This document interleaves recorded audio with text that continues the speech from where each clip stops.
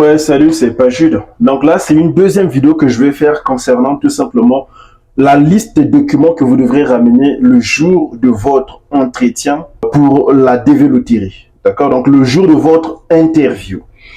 D'accord? Ici, j'ai le document qu'on m'avait remis, par exemple, au niveau de l'ambassade. Le document dit ceci: présentation des documents au guichet DV 2023. Vous pouvez lire ici, je pense que vous allez voir. D'accord? Donc ça, c'est ce qu'on m'avait remis à l'ambassade le jour où j'ai passé mon entretien, donc mon interview.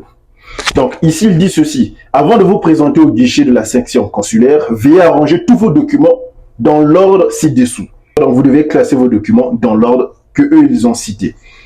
Entre-temps, moi j'avais déjà au fait ramené beaucoup de documents vu que j'avais suivi beaucoup de vidéos. Et vous devez savoir que chaque ambassade ne demande pas les mêmes documents. Par exemple, ceux qui sont l'ambassade du Maroc demandent parfois le certificat de célibat, mais au Congo, on ne demande pas ça. Moi, on m'a pas demandé ça. Tous ceux qui étaient là, on n'a pas demandé ça. D'accord? Donc, chaque ambassade, en fonction de chaque pays, demande un certain nombre de documents. Vous allez classer les documents en fonction du nombre que vous êtes. D'accord? Si vous êtes à 2, vous allez classer les mêmes documents identiquement, donc en fonction de chaque personne. Si vous êtes 2 personnes, tu vas mettre les mêmes documents en ordre ici pour la première personne, les mêmes documents aussi pour la deuxième personne. Donc, le premier lot des documents que vous devriez au fait mettre en place pour le gagnant principal. Donc, vous aurez besoin de votre diplôme d'État. On a mis ici diplôme d'État ou baccalauréat, ou bien document sur l'expérience professionnelle. Donc, le tout premier document.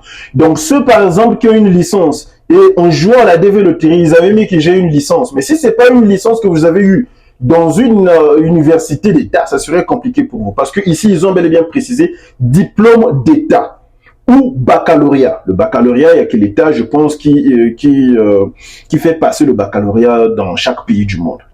Ou bien document sur expérience professionnelle. Il n'y a que ça.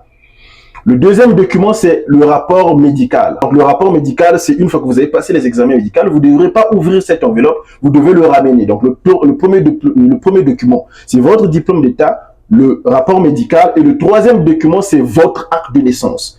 Et le quatrième document ici, me concernant, c'était l'extrait de casier judiciaire. Vu que j'ai vécu dans 2 pays, à savoir mon pays de naissance et mon pays là où j'étais parti étudier, à savoir le Maroc, donc j'avais 2 casiers judiciaires. Donc ça, c'est les 4 documents qu'on m'a demandé. Il n'y avait que ça, pas plus, pas moins. Maintenant, vous avez d'autres personnes, ou bien vous êtes une famille. Ce que vous devrez mettre en place pour les personnes qui suivent, c'est tout simplement le rapport médical, acte de naissance, d'accord? Si c'est un enfant que vous avez adopté, l'acte d'adoption et le jugement d'adoption, quatrième. Et si par exemple c'est votre femme, vous devez mettre en place votre acte de mariage et les extraits de casier judiciaire. L'ambassade des États-Unis à Kinshasa. Là, je pense que c'est top. Abonnez-vous afin que je puisse augmenter le nombre d'abonnés et qu'on puisse commencer les lives, que ce soit sur TikTok ou bien sur YouTube.